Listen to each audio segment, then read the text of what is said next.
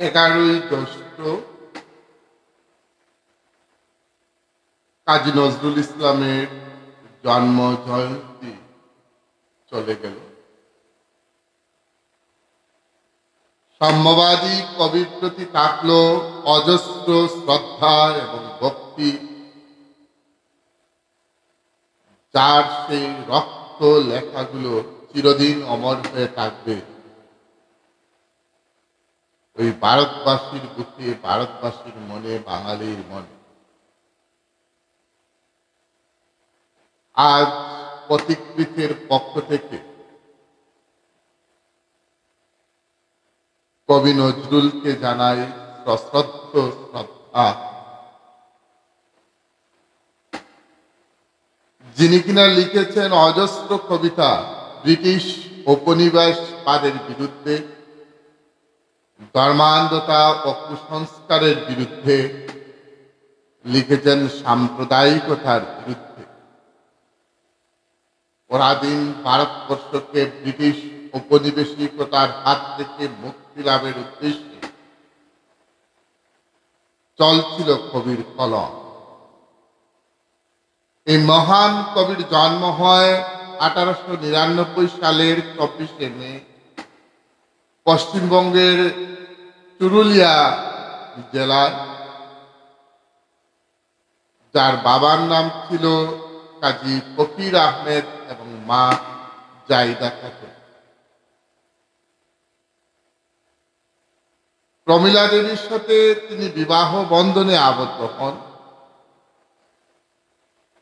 তার সন্তান যারা ছিলেন তারা হলেন কাজী সব্যসাচী, কাজী কৃষ্ণ মোহাম্মদ, কাজী অনিরুদ্ধ, কাজী অরিন্দম খালেদ। এই মহান কবি মাত্র 23 বছর বয়সে সাহিত্য চর্চা করেন। তার সাহিত্য চর্চার সময় একেবারেই কম, মাত্র 23 বছর বয়স তিনি সাহিত্য চর্চায় লিপ্ত থাকেন। পরবর্তীতে 1942 সালে কাজী নজরুল দুরারোগ্য ব্যাধিতে আক্রান্ত হয়ে চিরদিনের জন্য বাকশক্তি হারিয়ে ফেলেন। নজরুল একদিকে যেমন সাম্যবাদী কবি, অন্যদিকে তিনি বিদ্রোহী কবি।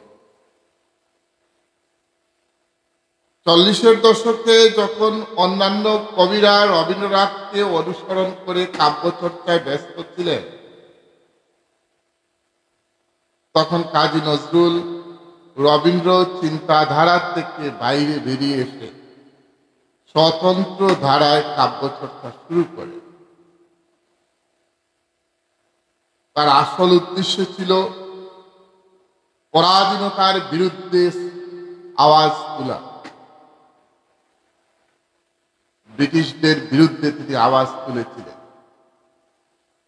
যে সময় অন্যান্য কবিরা কল্পনার রঙিন পাখায় ভোট দিয়ে কাব্যচর্চায় ব্যস্ত, সেই সময় কাজী নজরুল বাস্তবতাকে প্রাধান্য দিয়ে চোখের সামনে যা ভেসে উঠত তাই তিনি লিখে যেতেন। বারবার কবিকে কারারুদ্ধ করা হয়। এই মহান কবি মাত্র 9 বছর বয়সে বাবা হারান। তার বাবা মারা যান যখন, তখন কবির বয়স ছিল মাত্র 9 বছর। কবির বাবা কাজী ফকির আহমেদ মসজিদের ইমাম ছিলেন। বাবা মারা যাওয়ার পর কবি অত্যন্ত দুঃখ দুর্দশার মধ্যে, দারিদ্রতার মধ্যে জীবন কাটাতে হয়। পরবর্তীতে কবি সেনাবাহিনীতে যোগদান করেন। অভাবের তাড়নায় কবির পড়াশোনা হয় না, কিন্তু তিনি যে রক্ত ঝরা কবিতাগুলো লিখে গিয়েছেন তা চিরদিন অমর হয়ে থাকবে। ঘৃণার দৃষ্টিতে দেখত সমাজের এক শ্রেণীর মানুষ কবিকে। হিন্দু মুসলমান উভয় সম্প্রদায়ের মানুষ কবিকে অনেক সময় অনেকেই ঘৃণা করত। সাম্প্রদায়িক সম্প্রীতি রক্ষার জন্য কবি বারবার চেষ্টা করেছেন এবং লিখেছেন, মুরা একই বৃন্তে দুটি কুসুম, হিন্দু মুসলমান, মুসলিম তার নয়নের মণি, হিন্দু তার প্রাণ।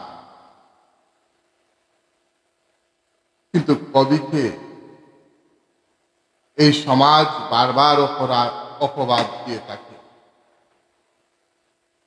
ব্রিটিশ বিরোধী পরাধীনতার বিরুদ্ধে তার কলমে যে রক্ত ঝরা কবিতাগুলো বেরিয়ে আসত, তার জন্য কবিকে বারবার কারারুদ্ধ করা হয়েছে। কারাগারে বন্দি থেকে কবি লিখেছেন, কারারই লৌহ কপাট ব্যঙ্গে করো কর্রে রূপা। আজ সেই মহান কবির জন্মদিন, যাকে আমরা বারবার স্মরণ করছি। কবি তার এই রক্তঝরা কবিতাগুলো লিখতে গিয়ে যখন কবি বলেন, বলবীর বল উন্নত মম শির, শির নেহারি আমারই নত শির, ওই শিখর হিমাদ্রি। বলবীর বল মহাবিশ্বের মহাকাশ পাড়ি, চন্দ্র সূর্য গ্রহ তারা ছাড়ি, ভুলক দুলক গুলক ভেদিয়া, ক্ষুধার আসন আরস দিয়া, উঠিয়াছে চির বিস্ময়ে আমি বিশ্ববিদাত্রীর। মমললাটে রুদ্র ভগবান জলে রাজ রাজ টিকা দীপ্ত জয়শ্রী। এই কবি তো সাম্যবাদের কবি, যিনি ঝড় তুফান তুলেছেন তার কবিতার মধ্যে। ব্রিটিশ উপনিবেশবাদের বিরুদ্ধে লিখেছেন অজস্র কবিতা। কবিকে অনেক ঘৃণার দৃষ্টিতে দেখত সমাজের এক শ্রেণীর মানুষ। কেউ বলতো কবিকে নাস্তিক, কেউ বলতো হিন্দু বিদ্বেষী, কেউ বলতো মুসলিম বিদ্বেষী। কিন্তু কবি এগুলোতে কান দিতেন না। যে কবি অজস্র ইসলামিক সংগীত লিখেছেন, যিনি লিখেছেন, মসজিদেরই পাশে আমায় কবর দিও ভাই, মুয়াজ্জিনের আজান যেন সদাই শুনতে পায়, সেই কবি কিভাবে নাস্তিক হতে পারেন?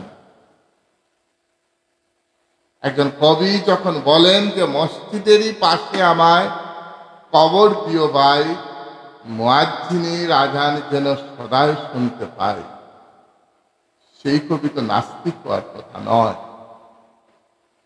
যিনি মসজিদের পাশে মৃত্যুর পর শায়িত হয়ে থাকতে চান, মুয়াজ্জিনের পায়ের ধুলা যেন তার কবরে উঠতে থাকে, নামাজির পায়ের ধুলা যেন তার কবরে উঠতে থাকে, আর মুয়াজ্জিনের আজান যেন তিনি কবরে শুয়ে শুয়ে শুনতে পারেন, সেই কবি নাস্তিক হওয়ার কথা নয়। আবার কবি যখন বলেন, তোরা দেখে যা আমি না মায়ের কুলে, সে কবিকে কিভাবে কারা নাস্তিক বলবে? কারা বলবে কবি ইসলাম বিদ্বেষী? কবি যখন বলেন, তৌহিদেরই মুর্শিদ আমার মোহাম্মদের নাম, সেই কবি কিভাবে নাস্তিক হতে পারেন? কিন্তু সেই সময় এক শ্রেণীর মুসলমানরা কবিকে বিভিন্নভাবে অপবাদ দিয়েছিল। হিন্দুরাও তাকে অপবাদ দিয়েছিল। আরবি ফার্সি শব্দ কবিতায় ব্যবহার করেন বলে কবিকে ওরা সাম্প্রদায়িক আখ্যা দিয়েছিল। তাছাড়া হিন্দু নারী মহিলাকে তিনি বিয়ে করেছেন, প্রমীলা দেবী। তার জন্য হিন্দুরাও তার উপর খেপেছিল।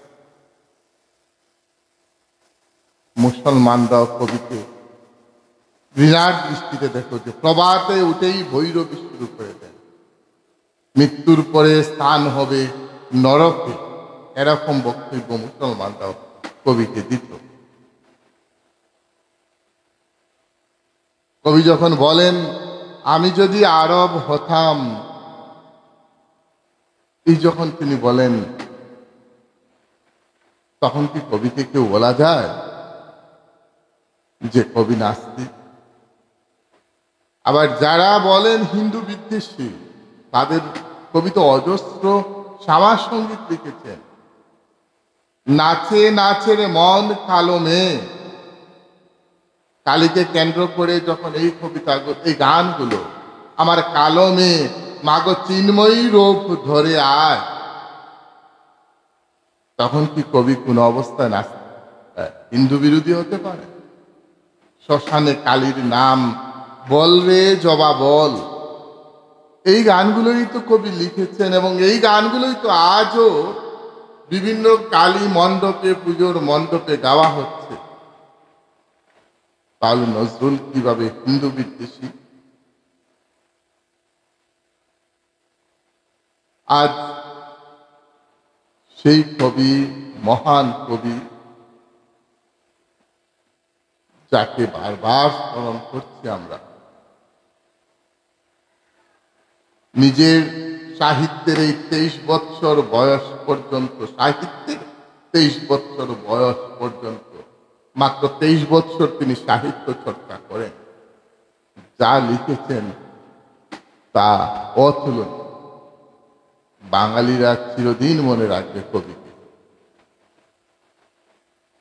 সেই মহান কবি যেন জান্নাতে স্থান পান, পরম করুণাময় আল্লাহর কাছে প্রার্থনা করি। এই মহান কবি বাকরুদ্ধ হয়ে অনেক বছর কাটান। যেটা বলছিলাম, 1942 সালে তিনি দুরারোগ্যের রোগে আক্রান্ত হয়ে বাকরুদ্ধ হয়ে যান, চিরদিনের জন্য বাকশক্তি হারিয়ে ফেলেন। এবং এই মহান কবি 1973 সালে 29শে আগস্ট ঢাকায় মৃত্যুবরণ করেন। কবির সেই কথা মতো কবি যখন বলছিলেন তার গানের মধ্যে, মসজিদেরই পাশে আমায় কবর দিও ভাই, মুয়াজ্জিনের আজান যেন সদাই শুনতে পাই। কবির সেই কথাকে শ্রদ্ধা জানিয়ে তখনকার বাংলাদেশ সরকার কবিকে ঢাকা বিশ্ববিদ্যালয়ের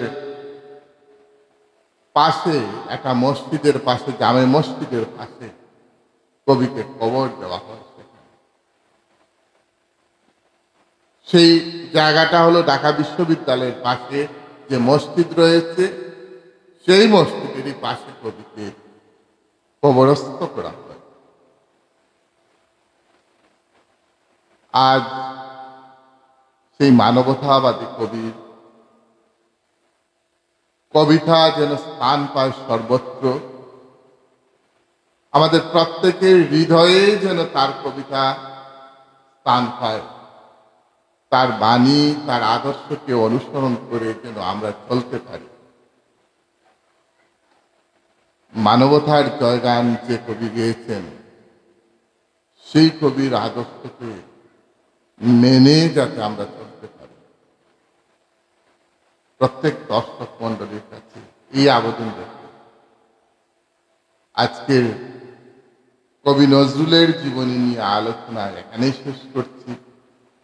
আলোচনা করলে সমস্ত দিন যদি আলোচনা করি শেষ হবে না, কিন্তু নির্দিষ্ট এই সময়ের মধ্যেই আমাকে আলোচনা শেষ করতে হবে। আপনারা ভালো থাকবেন, বেশি বেশি করে নজরুলের গান, নজরুলের কবিতা আপনারা শুনবেন, যেগুলো আধ্যাত্মিকতাকে ছুঁয়ে যায়। অন্তরকে ছুঁয়ে যায়। ত্রিভুবনের প্রিয় মোহাম্মদ এলোরে দুনিয়া, যে গানগুলো অন্তরকে ছুঁয়ে যায়, কিংবা বলরে জবা বল, মাগো চিন্ময়ী রূপে ধরে আয়, যে গানগুলো অন্তর ছুঁয়ে যায়, সেগুলো যেন চর্চিত হোক। এই প্রজন্ম যেন নজরুলের কবিতা এবং গান নিয়ে আরো চর্চা করে, আরো গবেষণা করে, এই আশা রেখে আজ এই পর্যন্তই। আপনারা ভালো থাকবেন, সুস্থ থাকবেন, এ কামনা। জয় হিন্দ,